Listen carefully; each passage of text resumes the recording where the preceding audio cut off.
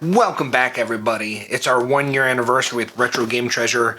I'm excited to see what's inside. Without further ado, let's do it. That was weird.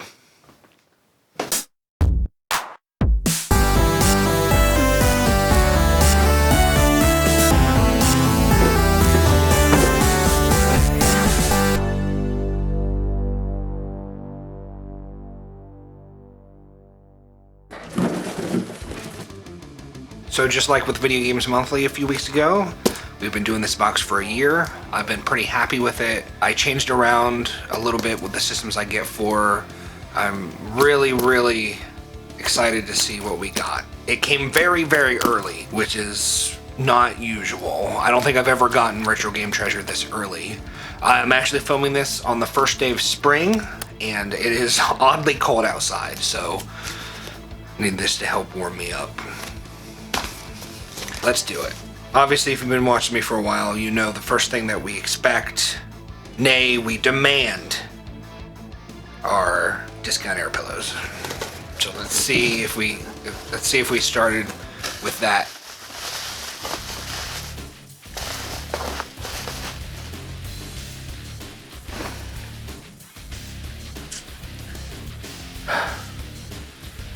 There's nary an air pillow in here. Huh.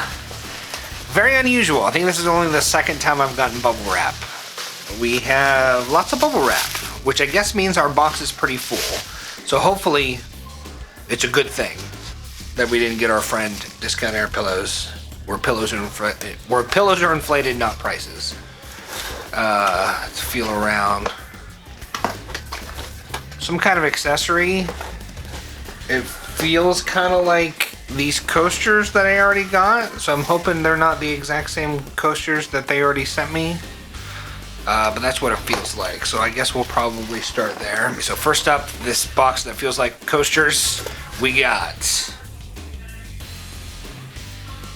Alright, they're coasters, but they're different coasters. That's actually cool. I would have just been disappointed had they been the exact same coasters that we already got.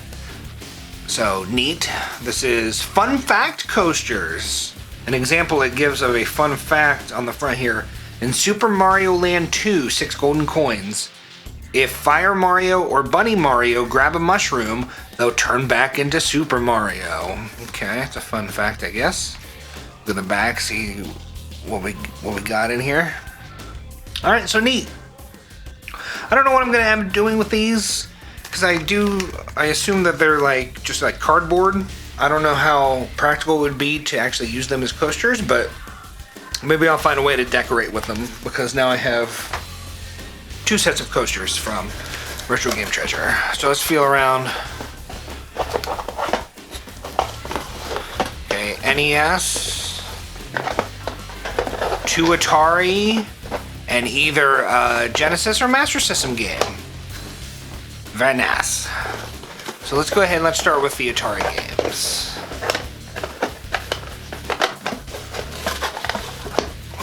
It's a very full box. It's filled up the box very nicely. So we're going to start with the first Atari game. Fingers crossed. We got a Haunted House. Oh my gosh. Angry Monkey Games, if you're watching, we were just talking about how the reason I didn't include a Haunted House in my first Atari games that are still fun video is because I don't own it yet, and I'm trying to stay to games that I own. You made a comment about maybe you'll get it in your next box. Look what you did. You made it happen for me. So we got Haunted House. Now, it is a bummer. It does drive me nuts when Atari games don't have the end label, because then when I look at my shelf, I can't... I have to figure out, alphabetically, I don't know. It just makes it harder for me to identify my games. But, awesome. Shout out Angry Monkey Games. I'm going to credit you with that. This is an awesome game. It'll definitely be in one of my future Atari games that are still fun to play videos. So, awesome start. Awesome start. Haunted House was published by Atari in 1982. It is an adventure game where you need to collect parts of an urn while avoiding bats, spiders, and a ghost. You have matches to light your way, as the haunted house is pitch black while you explore, and there's a couple of other helpful items sprinkled about that can be picked up to help you. It's a classic. It's tons of fun. If you are interested in the 2600 and haven't played this, go freaking play it. Like, really, just after, not immediately, finish this video and then go play this game. You won't regret it. It's really amazing how these primitive graphics and sounds are still able to make me panic when confronted by the ghost. All of the urn locations are randomized every playthrough, so it has endless replayability. I think it is very effective at what it does, especially considering the limitations of the hardware. Stoked to have it, and label or not. Awesome.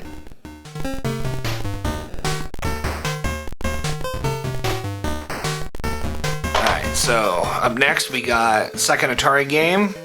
Feels like there's a label on this. It's coming off a little bit, but we got bowling. That's awesome because I had a couple people also comment on my Atari games that are still fun to play today video that at least one comment I remember. I think it was a couple that said bowling is still fun to this day. So, I've never played it. It does have the end label. It's just a little torn in here, but awesome. I already have, I think, my list of games for the second video and the Atari games that are still fun, but I'm gonna make several of these, so I'll definitely check this out and see if I think it should be included. Haunted House will definitely be in a future video, but very happy with these selections. Very, very happy. Bowling was published by Atari in 1979. Finally, a sports ball game I can get down with. I'm sure most of you understand the rules of bowling, so I won't go into that. This is a bowling game from the 70s. Imagine that. And it's a lot of fun. There are 3 variations for how the ball controls. You can either curve it once, curve it after you throw it. You can have it so you can steer it the whole time. You can move where the ball is going. Or you can have it so the ball just goes straight. All 3 of these variations can be played in single player or with a buddy. I have no buddies, so I wasn't able to try that out. But I bet playing this with someone would be really awesome and would make the experience even better than it already is. I really dug my time with this one, and I can see myself taking this out every once in a while, taking it off the shelf, and just playing a couple rounds here and there. Definitely one that I will play, and a great add to the collection.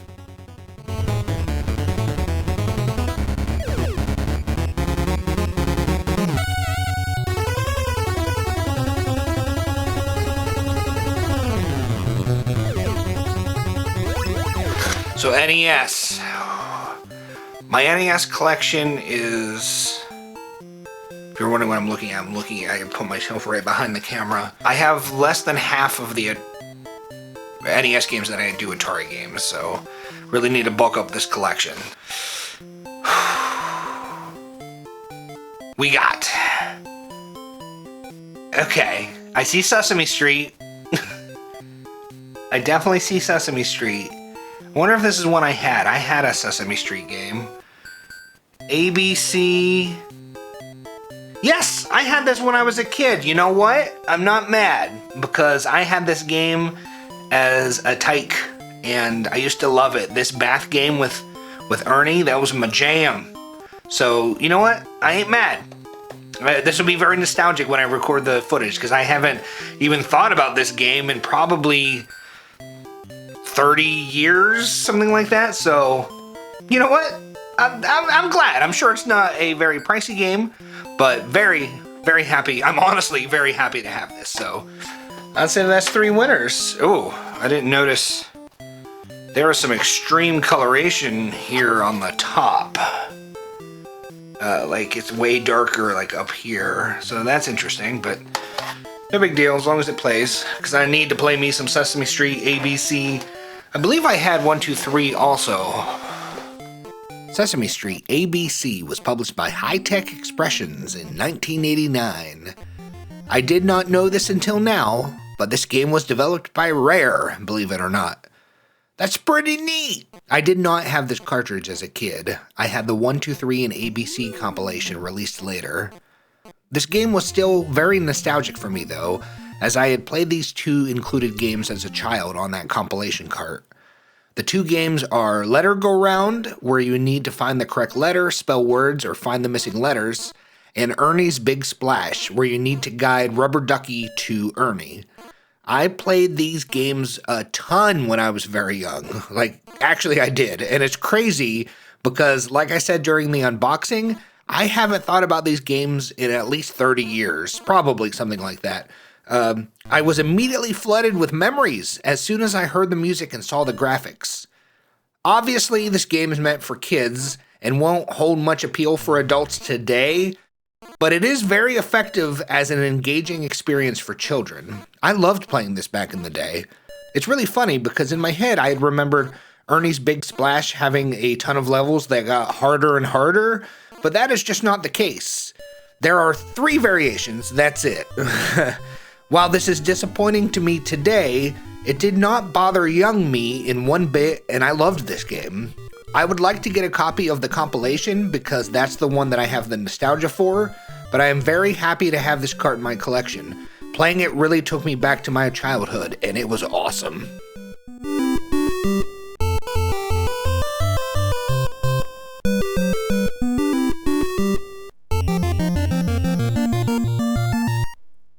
And then, yep, we just got, is it one more? I got Treasure. Wait, which way's front? You open it. I'm confused. I might be pulling this up wrong. But our last game, we got... Okay, well... It's cool that it's in a case. I do not have a lot of love for the Bubsy series. I know back in the day I had a Let's Play channel with a couple friends of mine, and we played the first Bubsy, and it was awful. I hated it. I want to say, I know I've played 2, but it's been a long time. I want to say I think 2 is slightly better, but I want to, anything Genesis I'm not going to be mad about, and it is in this case. The case is actually in pretty good condition. Let's see if it has a manual. It has a manual, and it has that interesting, manual's in really good shape. It has a manual, and that odd Accolade-shaped cartridge. Cartridge is a little bit faded, but not too bad. Actually looks pretty good. Pins look good. I'm happy to have it. I don't know if I'll still keep, feeling that way once I'm recording the gameplay footage, but I will let you know when I do, because like I said, I know I've played this, but it's been many years. If this is even half as frustrating as the first one, I'm going to try my best to not use any expletives. I want to keep this a family-friendly show. But I'm happy to have it. That's cool. I mean, Bubsy, love him or hate him, I think most people hate him. He has kind of an iconic space in the retro game treasure.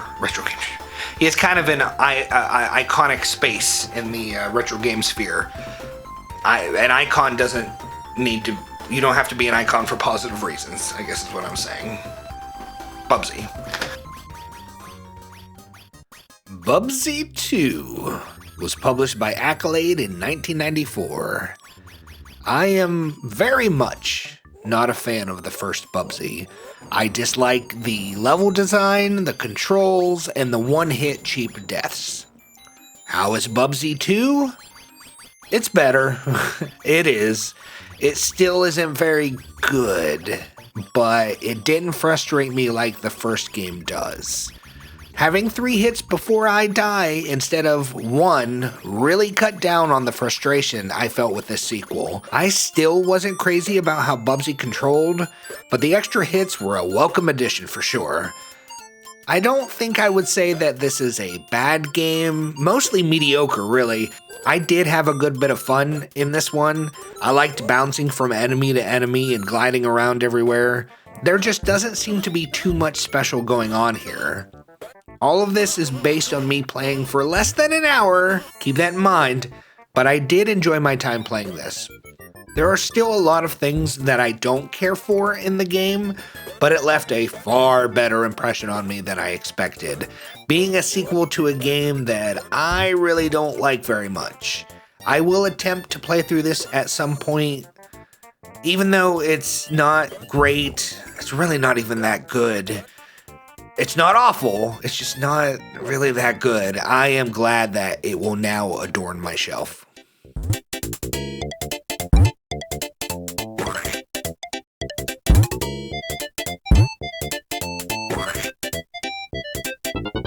So quick recap while we do the prices, whatever, where I put that.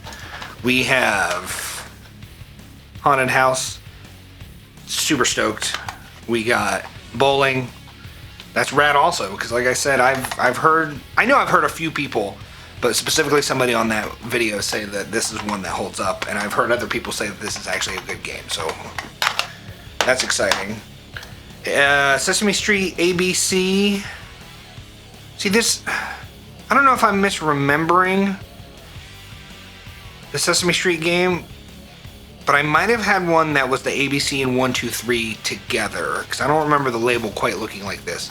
But I know I've played this Let Her Go Round game and this Ernie's Big Splash, and I always loved it when I was a kid. So, and then we got Bubsy Deuce. What does this say on the back? 5 wild worlds, 4 claw-biting levels of difficulty, 3 mind-boggling mini-games, 2 hopelessly lost relatives, and 1 wisecracking bobcat named Bubsy. I think that's a lot of people's problem, is the wisecracking bobcat. So, you know what? I'd say that's a good anniversary box. Oh yeah, and we also got our fun fact coasters. I'd say that's a good box. I'm actually really happy with that, and you might think I'm crazy, but I'm genuinely excited for the Sesame Street game, and the fact that Bubsy is in his case with the manual, I think that's a win. Definitely very excited about both these games. That's awesome. I want to thank everyone for watching. If you haven't done so, make sure you check out my Atari games that are still fun to play. I had a lot of positive reception for that video, and if you're into Atari, please go check it out. You definitely be seeing this in the future, maybe this. I also just released recently a video on unreleased NES games that I'm pretty happy with. If you haven't checked that out, please go check that out. Subscribe, like, all that fun stuff that you're supposed to say that I never do. It's always a blast making these videos. I love talking to you guys down in the comments. Make sure to tell me what your pick of the box is. My pick of the box is going to have to be Haunted House. I've wanted this for a while. I just haven't picked it up. It's been a while since I've played it, but I know it's still a lot of fun, so that is awesome. Let me know what your pick of the box is. And I want to thank you so much for spending this time with me. I hope you all have a beautiful day, and I will see you later. Bye.